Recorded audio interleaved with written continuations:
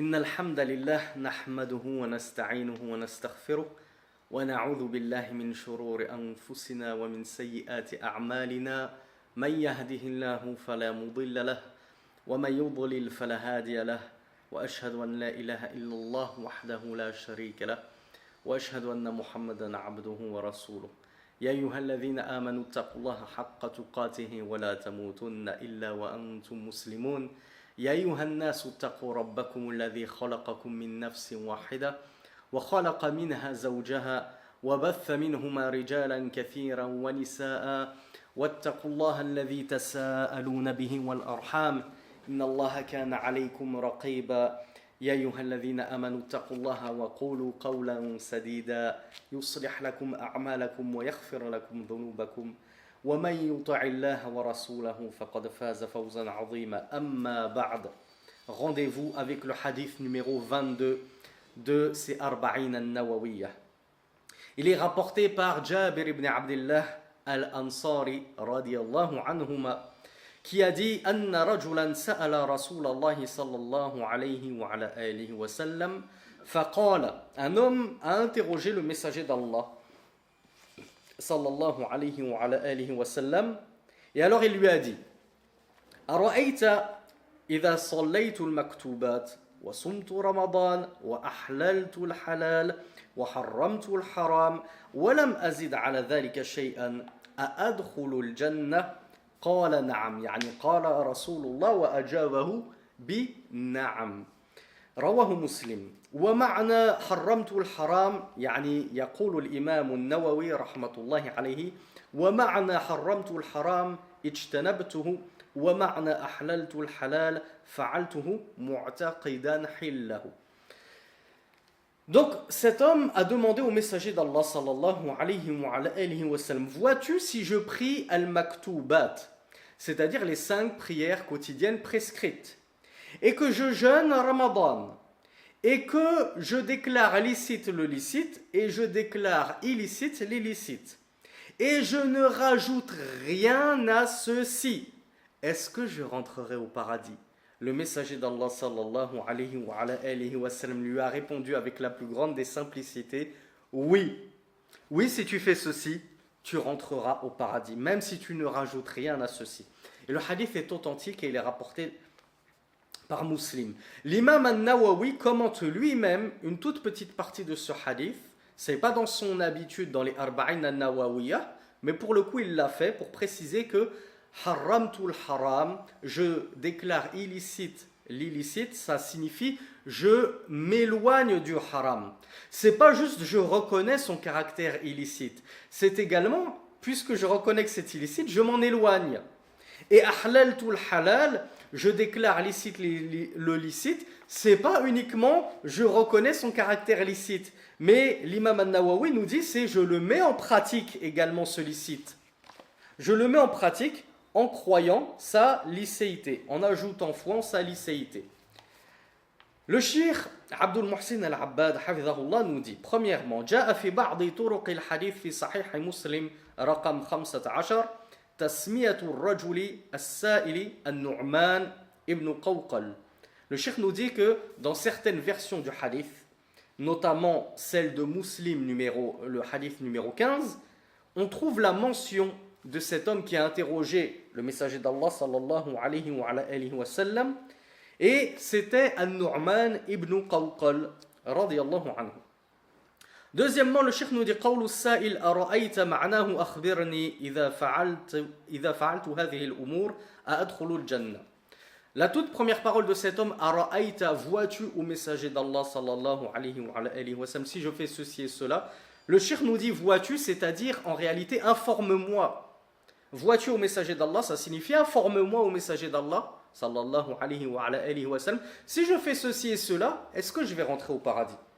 Troisièmement, al-umur allati sa'ala an dukhuliha al-jannah ou an dukhulihi al-jannah idha fa'alaha as-salat والصيام وإحلال الحلال وتحريم الحرام وليس فيها ذكر الزكاة والحج فيحتمل أن الحج لم يذكر لأنه لم يكن قد فرض ولم تذكر الزكاة لاحتمال أن يكون فقيرا ليس عنده مال يزكى ويحتمل أن يكون الزكاة والحج داخلين تحت إحلال الحلال وتحريم الحرام. Elle est belle cette faïda et cette explication de Cheikh Abdel Mohsen Al-Abbad hafidhahullah. Il nous dit, après tout, les choses sur lesquelles a interrogé cet homme le messager d'Allah sallallahu alayhi wa sallam sont au nombre de 4. La prière, le jeûne de Ramadan, le halal et le haram. Le cheikh nous dit, et il n'a pas évoqué la zakat, qui est pourtant le 3e pilier de l'islam. De même qu'il n'a pas évoqué le hajj, le pèlerinage, qui est le 5e pilier de l'islam. Le cheikh nous dit, il y a 2 possibilités, 2 probabilités en réponse à cette interrogation. Pourquoi n'a-t-il pas évoqué ceci? Il nous dit, premièrement, il se peut que le hajj, le pèlerinage, au moment où ce compagnon a interrogé Rasulullah sallallahu alayhi wa sallam, n'avait pas encore été prescrit. Alors Allah Azza wa Jal n'avait pas encore rendu obligatoire le pèlerinage à ce moment-là. C'est une hypothèse. Quant à la zakat, l'aumône légale, il se peut que ce compagnon était pauvre, de sorte qu'il n'avait pas de zakat à sortir, donc il n'était pas concerné par la zakat, donc il n'a pas questionné au sujet de « et je donne ma zakat » puisque de base il n'était pas concerné, il n'était pas soumis à l'imposition de la zakat. Ça c'est la première des hypothèses. Deuxième hypothèse, le cheikh nous dit, il se peut tout simplement que la zakat et le hajj, le pèlerinage, rentrent dans ihlalul halal wa tahrimul haram. Il se peut qu'il a fait rentrer la zakat et le pèlerinage dans ce qu'il a appelé, vois-tu, si je déclare licite le licite et illicite l'illicite. Et comme nous l'a dit l'imam An-Nawawi, ça signifie en réalité, vois-tu si je pratique le licite et que je m'éloigne de l'illicite. Du coup, la zakat et le pèlerinage peuvent rentrer dans sa parole. Vois-tu, Rasulullah, si je déclare le licite et je le mets en pratique, du coup je pratique la zakat et je pratique le pèlerinage, et que je considère illicite l'illicite et que je m'en éloigne, et que je m'éloigne de ne pas m'acquitter de ma zakat, et que je m'éloigne de ne pas aller au pèlerinage. Donc ça c'est la deuxième hypothèse. Quatrième faïda. في الحديث ذكر القيام بالواجبات وليس فيه ذكر المستحبات ومن كان كذلك فهو المقتصد في قوله تعالى ثم أورثنا الكتاب الذين اصطفينا من عبادنا فمنهم ظالم لنفسه ومنهم مقتصد ومنهم سابق بالخيرات بإذن الله وفعل الواجبات وترك المحرمات سبب في دخول الجنة لكن الإتيان بالنوافل مع الفرائض يكمل بها الفرائض إذا لم يكن أتمها وجاء ذلك حديث صحيح عن رسول الله رواه أبو داود والترمذي وابن ماجه وأيضا فالنوافل هي كالسياج للفرائض ومن كان محافظا عليها كان أشد محافظة على الفرائض ومن تساهل بها قد يجره ذلك إلى الإخلال بالفرائض. Je m'excuse pour la longueur du paragraphe en arabe, mais c'est des paroles en or que nous dit Cheikh Abdel Mohsen Al-Abbad, très importantes. Notez la perspicacité du cheikh. Le cheikh nous a dit, voyez-vous que cet homme-là n'a évoqué dans ce hadith que des obligations, des actes obligatoires, en l'occurrence la prière et le jeûne de Ramadan, et croire en le halal, qu'il est halal, et croire que le haram est haram. Ça aussi c'est une obligation d'un point de vue de la croyance. Il nous dit, il n'a pas évoqué des mustahabbat, des choses surérogatoires. Il n'a pas évoqué la prière de nuit. Il n'a pas évoqué le jeûne de Sitta min Shawwal. Il n'a pas évoqué l'aumône surérogatoire. Il n'a pas évoqué la umrah pour la majorité des savants qui considèrent que la umrah n'est que facultative et non obligatoire. Le cheikh nous dit ceci car est celui qui va se contenter uniquement, comme cet homme-là en apparence, en tout cas d'après ce qu'il a dit, cet homme-là semble vouloir se contenter uniquement des actes obligatoires et il semble ne pas vouloir rajouter d'actes méritoires, surérogatoires, facultatifs. Eh bien le cheikh nous dit une telle personne qui se contente uniquement des actes obligatoires et qui délaisse les nawafil, les actes surérogatoires, il s'appelle al-muqtasid, c'est-à-dire la personne économe. c'est la personne qui va s'économiser dans la ibada. C'est-à-dire qu'elle ne sera pas blâmable parce qu'elle n'aura pas manqué à ses obligations. Cependant, c'est une personne économe qui fait le strict minimum qu'Allah Azza wa Jal lui a imposé en termes d'obligations. Cette personne-là, al-muqtasid, l'économe, on le trouve dans la parole d'Allah subhanahu wa ta'ala qui nous dit « Puis nous avons fait hériter le livre, ceux que nous avons choisis d'entre nos serviteurs. Parmi eux, il y a l'injuste envers lui-même. » C'est qui l'injuste envers lui-même? Eh bien, c'est justement celui qui ne concrétise pas et qui n'applique pas et qui ne pratique pas les obligations et qui va tomber dans certains interdits. Et il y a parmi eux un muqtasid, une personne économe. Et l'économe, c'est celui qui va se contenter de pratiquer toutes les obligations sans rajouter d'actes surérogatoires. Et parmi eux, il y a sabiqun bil khayrat bi'idhnillah. Et parmi les hommes, il y en a qui accourent aux bonnes œuvres. Et ça, c'est la troisième et dernière catégorie. La première catégorie, on a vu la personne qui est injuste envers elle-même, elle a des manquements dans ses obligations. Deuxième niveau, c'est la personne économe, elle s'acquitte de toutes ses obligations, mais elle ne rajoute pas en plus des actes surrogatoires.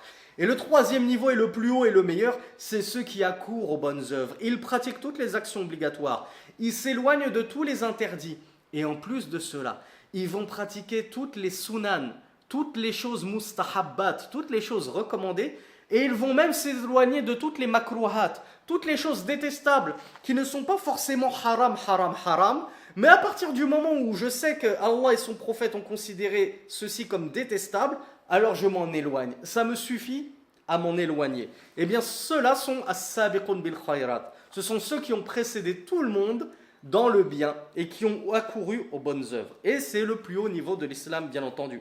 C'est le plus haut niveau de servitude envers Allah subhanahu wa ta'ala.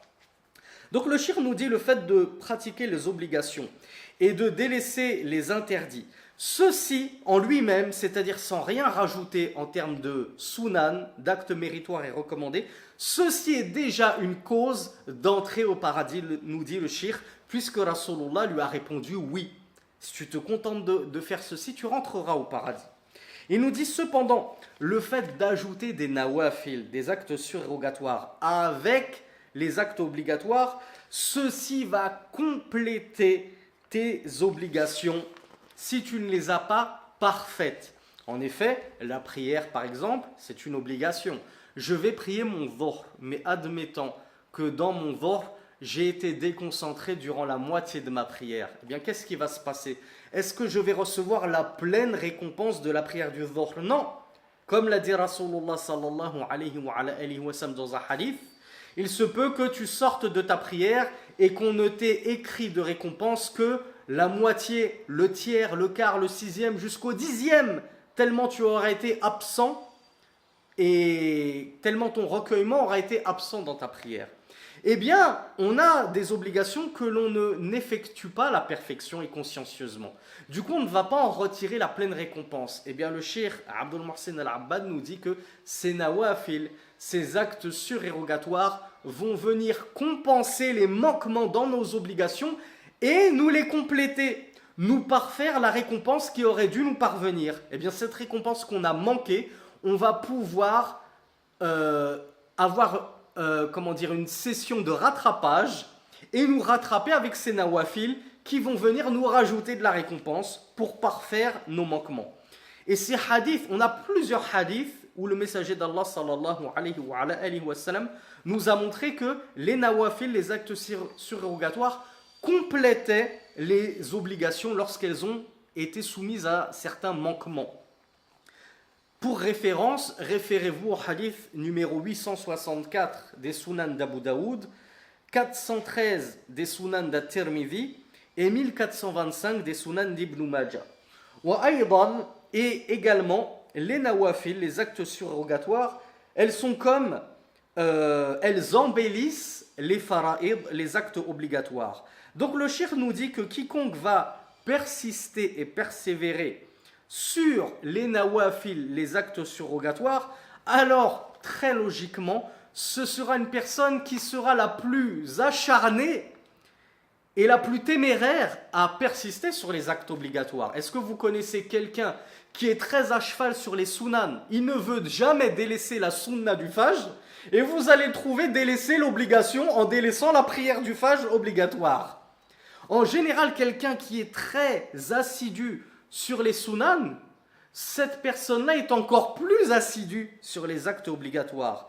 Et le cheikh nous dit, quiconque va être négligent dans les sunan, dans les actes surérogatoires et méritoires, eh bien il se peut que cette négligence va le pousser à délaisser et à faire preuve de manquement dans ses obligations. Donc celui qui va se contenter du strict minimum, on a peur pour lui que le shaitan finisse par l'avoir en lui faisant délaisser même certains actes obligatoires.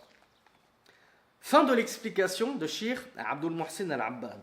Il récapitule et il nous dit Mimma yustafadu min al-hadith. Premièrement, hirsu as-sahabati ala ma'rifati al-a'mal allati tudkhilu al-jannah. La promptitude et l'empressement des compagnons à chercher à connaître ce qui les fera rentrer au paradis. On l'a vu un petit peu dans le hadith précédent, pour ceux qui s'en souviennent. Deuxièmement, les œuvres, effectivement, sont des causes qui te feront entrer au paradis. Bien sûr que nul n'entrera au paradis par ses œuvres, comme l'a dit Rasulullah sallallahu alayhi wa sallam. C'est-à-dire que, comme si tout ce que tu avais œuvré dans ta vie, c'était un droit que tu avais sur Allah qui te fasse rentrer au paradis pour ces œuvres-là. Non. Chacun rentrera au paradis par et uniquement par la miséricorde d'Allah subhanahu wa ta'ala, sa grâce et sa bonté. Ils avaient questionné le messager d'Allah, même toi, Ya Rasulallah, et le messager d'Allah sallallahu alayhi wa sallam avait répondu, même moi. Même Rasulullah n'entrera au paradis que par et grâce la miséricorde d'Allah subhanahu wa ta'ala. Alors que dire de nous? Donc c'est ainsi qu'il faut le comprendre. Oui, bien sûr les œuvres sont des causes qui te feront entrer au paradis. Parce que si tu te dis, ah oui, mais si le paradis il est uniquement tributaire de la miséricorde d'Allah, alors ça ne sert plus à rien d'œuvrer, puisque nos œuvres ne valent rien. Non, c'est justement en fonction de tes œuvres qu'Allah subhanahu wa ta'ala te fera plus ou moins miséricorde, yawm al-qiyamah, et te fera plus ou moins rentrer au paradis rapidement, ou d'un coup, sans te châtier au préalable par l'enfer. Donc œuvre mon frère, œuvre ma sœur, et ne comprend pas les choses à l'envers. Troisièmement, bayanu ahammiyati as-salawat al-khams. Wa qad jaa fi al-hadith annaha amud al-islam. Troisièmement, on voit dans ce hadith l'importance des prières prescrites, les 5 prières quotidiennes. Il est rapporté dans un hadith qu'elles sont le pilier de l'islam. La prière, c'est le pilier de l'islam. Celui qui soutient toute ta religion. Alors que dire de ceux qui ont délaissé la prière ou qui ne l'ont jamais pratiquée? Comment peuvent-ils avoir un islam viable et qui se tient debout? Sans pilier, il n'a pas de toiture. Eh bien, tu n'as rien pour t'abriter d'une météorite qui te tomberait sur la tête si tu n'as pas de prière. Quatrièmement, bayanu ahammiyati siyam Ramadan. On a vu aussi dans ce hadith l'importance du jeûne de Ramadan, puisque ce sahabi, il n'a avancé réellement en termes d'œuvre que la prière et le jeûne. Et il a résumé tout le reste en disant « je considère licite le licite et je considère illicite l'illicite ». Donc on voit à quel point chez les compagnons la prière était importante et le jeûne de Ramadan était important. Il n'aurait traversé l'esprit de personne à leur époque de délaisser la prière et de délaisser le jeûne. Maintenant, on a des dizaines, pour ne pas dire des milliers de frères et de sœurs qui ne prient pas, qui ne jeûnent pas, et qui trouvent ceci normal et qui sont satisfaits de leur islam, qui ont l'impression d'être des bons musulmans et qui, lorsqu'on les blâme pour cela, nous disent « moi je crains Allah, il n'y a que lui pour me juger, t'es qui pour me juger ?» Cinquièmement, anna al-muslima yuhillu al-halala mu'taqidan hillahu wa yajtanibu al-haram mu'taqidan hurmatahu. Cinquièmement, on a vu que le musulman, eh bien, il considère halal, le licite, licite, et il s'éloigne de l'interdit en le considérant haram, interdit. Donc nous, les musulmans, nous n'essayons pas de resquiller et d'esquiver en disant « moi je pratique cette chose-là parce qu'en réalité elle n'est pas vraiment haram ». Non, non, attention, Akhi, attention, ce que je vous rappelle toujours, c'est que On pêche, c'est déjà grave. Qu'Allah nous pardonne, on a tous des manquements, moi le premier, nous sommes faibles. Allah Azza wa Jal nous dit l'homme a été créé faible. On a nos manquements, on a nos passions, on suit nos désirs, qu'Allah nous pardonne. C'est déjà grave, c'est déjà une faute. Mais ce qui est encore plus grave, Akhi Urti, c'est de faire semblant de ne pas savoir, de te voiler la face et de prétendre que ce que tu fais, ce n'est pas haram, alors que tu sais en réalité que c'est haram.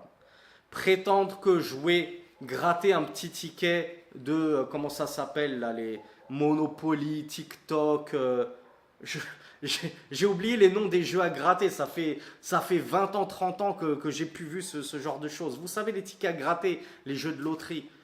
Et toi, tu as cette passion-là du jeu.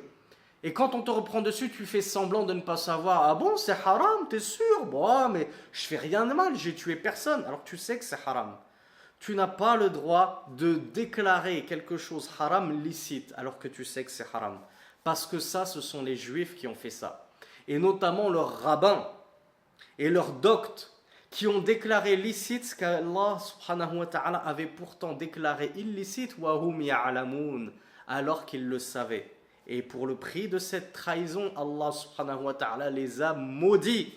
Et ils auront dans l'au-delà le pire des châtiments. Donc, Akhi Urti, que tu pêches, c'est déjà grave. Mais n'empire pas ton cas et ta situation en prétendant que ce que tu fais n'est pas haram, n'est pas illicite. Ou en prétendant que ce que tu as délaissé, moi je ne porte pas le voile, bon ça va, hein, le voile c'est pas non plus obligatoire, alors que tu sais très bien que c'est obligatoire. Donc fais attention à ta croyance, fais attention à tes propos. Et enfin dernièrement, bayanu butlani qawli man za'ama min as-soufia أن الإنسان لا يعبد الله رغبة في الجنة وخوفا من النار وقد قال الله سبحانه وتعالى عن خليله يعني إبراهيم عليه الصلاة والسلام واجعلني من ورثة الجنة واجعلني من ورثة جنة النعيم. Le cheikh nous dit sixièmement, il y a la preuve dans ce hadith, regardez comme les savants sont intelligents et perspicaces, je n'ai de cesse de vous le dire. Qui aurait trouvé une réfutation aux soufis dans ce hadith-là, si ce n'est nos mashaykh et ceux qui ont étudié à leurs pieds. Le cheikh nous dit, il y a dans ce hadith-là l'éclaircissement et la preuve de la caducité et de la vanité et de la fausseté de la parole de ceux qui prétendent parmi les soufis que l'homme doit adorer Allah subhanahu wa ta'ala non pas par espoir en son paradis et crainte de son châtiment, c'est-à-dire de l'enfer, mais uniquement par amour d'Allah. Effectivement, de nombreux gourous soufis disent ça. Nous, on adore Allah subhanahu wa ta'ala uniquement parce qu'on l'aime. Le paradis, ça passe en second plan. Je n'adore pas Allah parce que j'ai peur qu'il me jette en enfer. Moi, je suis au-dessus de cela. Je suis au-dessus des cadeaux d'Allah. Moi, mon cœur, il est rempli d'amour d'Allah et je n'agis que parce que j'aime Allah subhanahu wa ta'ala.